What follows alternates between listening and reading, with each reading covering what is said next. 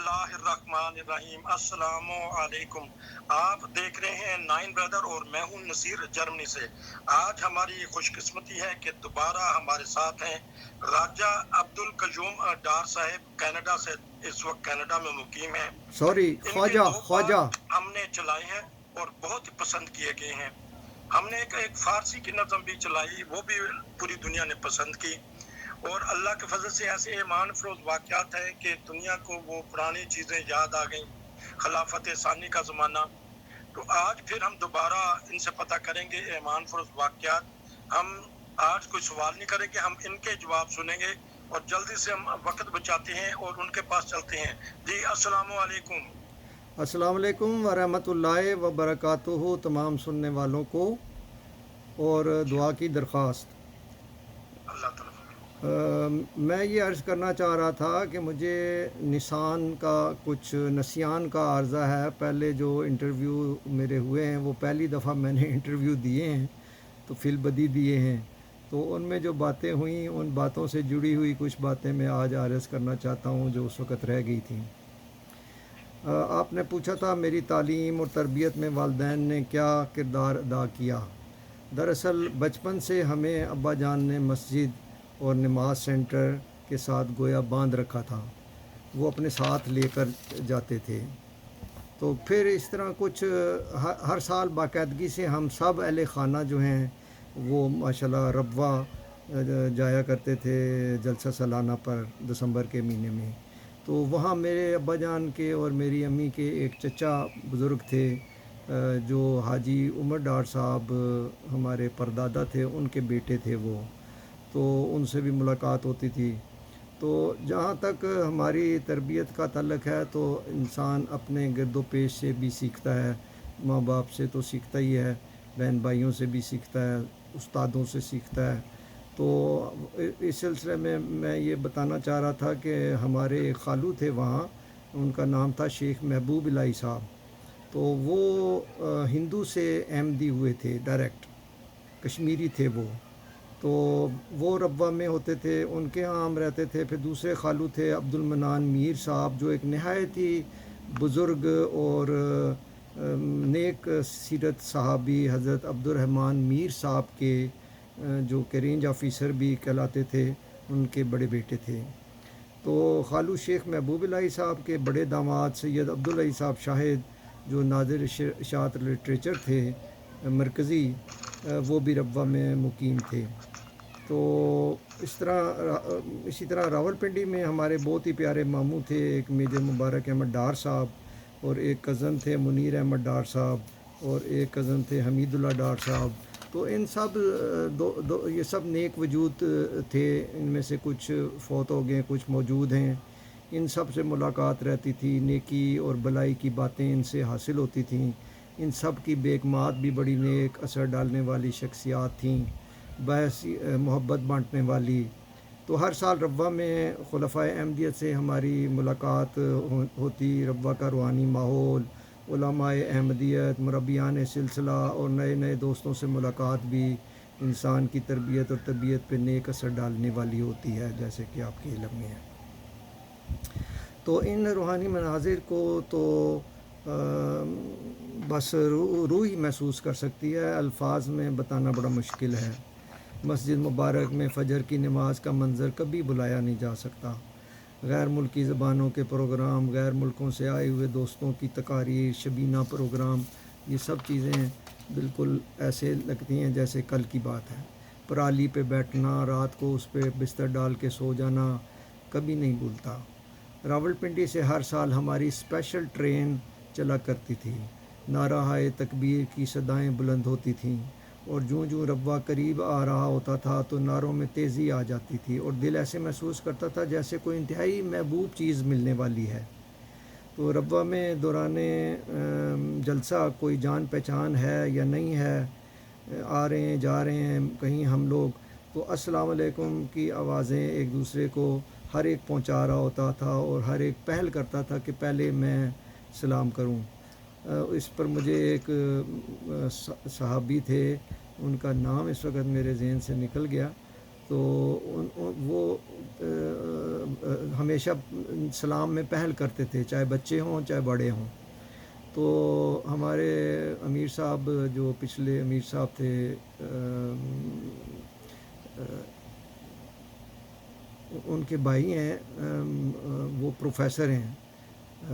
تو وہ سنایا کرتے تھے کہ ہم لڑکے کوشش کرتے تھے کہ ہم ہمیشہ ان صحابی کو پہلے سلام کریں، تو لیکن وہ ہمیشہ ہی اول آ جاتے تھے. تو ایک دفعہ کہتے ہیں ہم نے کیا کیا کہ وہ گلی کے کارنر پہ ہم چھپ کے کھڑے ہو گئے کہ وہ ادھر سے آئیں گے تو ہم پہلے سلام کر دیں گے. تو کہتے ہیں ہم چھپے ہوئے تھے، ان کو ہم نظر بھی نہیں آ رہے تھے. تو جب وہ قریب پہنچے کارنر پہ تو انہوں نے السلام علیکم ورحمۃ اللہ وبرکاتہ کہہ دیا. تو یہ پھر ان کو ملے وعلیکم السلام کر کے، تو انہوں نے پوچھا کہ آپ نے کیسے سلام کر دیا، ہم آپ کو تو کوئی نظر بھی نہیں آ رہا تھا کہ کوئی آ رہا ہے. تو کہنے لگے کہ دراصل میں جس وقت بھی کوئی کارنر آتی ہے تو میں سلام کر دیا کرتا ہوں کہ ہو سکتا ہے اس طرف سے کوئی آ رہا ہو. ماشاءاللہ یہ ان کا نمونہ تھا ہمارے صحابہ کا. تو میں بات کر رہا تھا کہ تربیتی کلاسوں میں جانا ہوتا تھا، اجتماعات میں باقاعدگی سے شمولیت ہوتی تھی، نئے سے نئے دوست بنتے تھے، علم و ادب سیکھنے کا وافر موقع ملتا تھا. صبح فجر کی نماز کے بعد باقاعدگی سے بہشتی مقبرہ میں حاضری دینا ہوتی تھی، قطع خاص میں بھی دعا خاص طور پہ ہوتی تھی. تو صحابہ رضوان اللہ علیہم اور عزیز و قارب اور بزرگان احمدیت کی قبروں پہ حاضری، جلسہ کے دنوں میں رو رو کر دعائیں کرنا، سب چیزیں روحانیت کو ترقی دینے کا موجب بنتی تھیں. جب خالاؤں کے گھر سے واپسی کے لیے الوداعی ملاقات ہو رہی ہوتی تھی تو رو رو کے برا حال ہوتا تھا، بچھڑنے کو دل ہی نہیں کرتا تھا. خاکسار کو کئی بار خلفائے احمدیت کی سیکیورٹی کے سلسلہ میں خدمت کی توفیق ملتی رہی.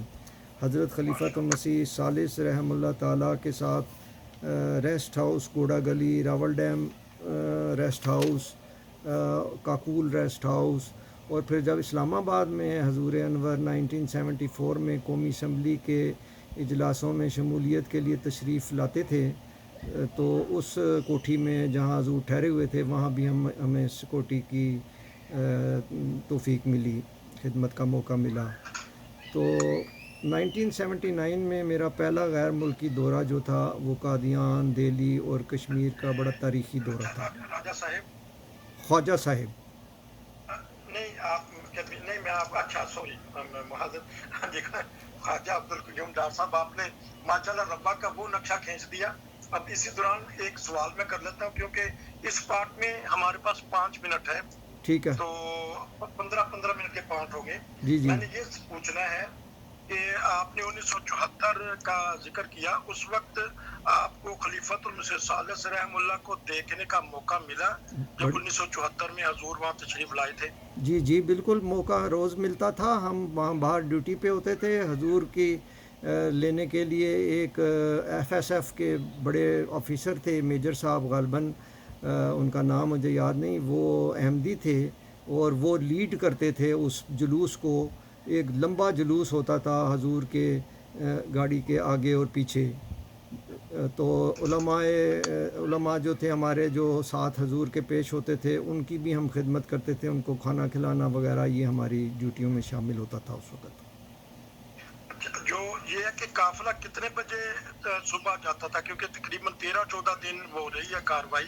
ہاں جی. تو کیا معمول تھا، اگر آپ نے کیا نظارہ وہاں دیکھا؟ تھوڑا سا ہمارے جو ان سے نئے ہیں ان کو پتہ لگے گا کہ اس وقت کیا ماحول تھا جب حضور تشریف لے کے جاتے تھے کوٹھی سے یا جمعے کے لیے آئے. میں نے عرض کیا نا کہ اس وقت یہی ماحول ہوتا تھا جو میری یادداشت میں ہے کہ ایک بہت لمبی قطار ہوتی تھی گاڑیوں کی، اور ایسے اتنی لمبی قطار تو وزیر اعظم کی بھی نہیں ہوتی تھی جو تو اس کو احتشام سے حضور جایا کرتے تھے. ایک جمعہ بھی وہاں پڑھایا حضور نے انہی دنوں میں؟ ایک جمعہ میں نے حضور کے پیچھے پڑھا ہے، وہ غالباً اسی دور کا ہوگا یا آگے پیچھے بھی آیا کرتے تھے حضور. تو اس میں حضور نے یہ فرمایا تھا کہ جب آپ باہر کہیں جاتے ہیں تو بعض لوگوں کو उजलत होती है, दाएं बाएं नहीं देखते, छुप के निकल रहे हैं जैसे, तो ये नहीं होना चाहिए। बल्कि आप जाएं, कोई अहमदी दोस्त नज़र आएँ तो उनसे मिलें, क्योंकि हो सकता है कि आप जिस परेशानी में निकले हैं हो सकता है उसका हल उसके पास हो, और जिस परेशानी में वो निकला है उसका हल आप कर सकते हो। तो इसलिए आपस में मिलना चाहिए, सलाम दुआ लेनी चाहिए। क्योंकि इसी में हम एक थोड़ी सी और आपसे पता कर लेते हैं कि उस वक्त कैसा माहौल था, आपको क्या महसूस होता था। दुआएं तो यकीनन सारी दुनिया में हो रही थी, लेकिन आप सिक्योरिटी पे थे, तो कितने घंटे की आप माशाल्लाह सिक्योरिटी देते थे ताकि और मजीद खुदा को भी ये सादत हासिल हो। मुझे अब अच्छी तरह याद नहीं है कि हम रात को वापस आ जाया करते थे या रात को वहीं सोते थे, मुझे ये अच्छी तरह याद नहीं है। बाकी जगहों पे तो हमारी, मैंने जो बताया, वहाँ हमारा नाइट स्टे होता था। तो मुझे नहीं लगता कि हम वापस आते होंगे। जितने दिन हमारी ड्यूटी होगी उतने दिन हम वहीं रहे होंगे, टेंट होते थे। तो मुझे रिहाइश का नहीं याद, लेकिन हुजूर का आना जाना और उनकी उलमा के साथ जो हमने टाइम खिदमत की वो याद है। तो ये जो जो उलमा थे, जिसमें हमारे प्यारे इमाम भी थे और दीगर बहुत पाया चोटी के उलमा भी थे, बिल्कुल उनको भी देखने का फिर मौका मिला। बिल्कुल मौका मिला उनको। तो हम रब्वा भी देखते थे, मिलते थे जलसा सालानाओं पर। बचपन से ही ये सिलसिला जारी था। हाँ जी, बताइएगा। इस 2-3 मिनट है अभी, कोई और वाक्य बताइएगा पिंडी का।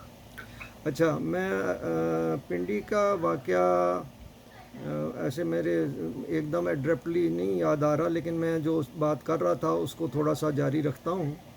तो 1979 में अर्ज़ मैं कर रहा था कि पहला गैर मुल्की दौरा जो था मेरा सफ़र, वो कादियान, दिल्ली और कश्मीर का बड़ा तारीख़ी दौरा था।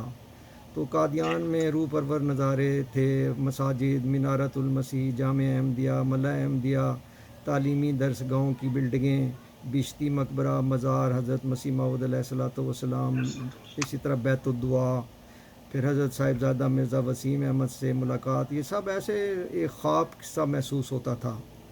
तो कादियान से दिल्ली जाना हुआ। मेरे साथ एक मुरब्बी सिलसिला जो थे दिल्ली के इंचार्ज मौलवी बशीर अहमद साहब, वो भी मेरे सफ़र में थे। रात का सफ़र था, सुबह हम दिल्ली पहुँचे, सुबह बहुत अल सुबह। तो उनके घर ही हम चले गए, सुबह उनके घर नाश्ता किया। उसके बाद दिल्ली की जामिया मस्जिद वाले इलाके में एक होटल में एक कमरा मैंने ले लिया। तो श्रीनगर में मेरी एक फूफीज़ाद बहन अमतुसलाम साहिबा रहती थी, उनसे फ़ोन पर मेरी बात हुई और मैंने कश्मीर आने के सिलसिले में उनको कहा कि मेरी मदद करें कि कैसे मैं कश्मीर आ सकता हूँ, क्योंकि मेरे पास सिर्फ़ दिल्ली का और कादियान का वीज़ा था। तो उनके शौहर का नाम था प्रोफेसर ज़फ़र नकीब साहब। तो अच्छा ख्वाजा साहब, इस तरह करते हैं कि एक छोटा सा वक्फा ले लेते हैं। ठीक है, तो इसी पार्ट में हम दूसरा कर लेंगे, वक्फा ले लेते हैं। वक्फे के फौरन बाद फिर यहीं से बात शुरू करते हैं, ठीक है जी। ठीक है जी।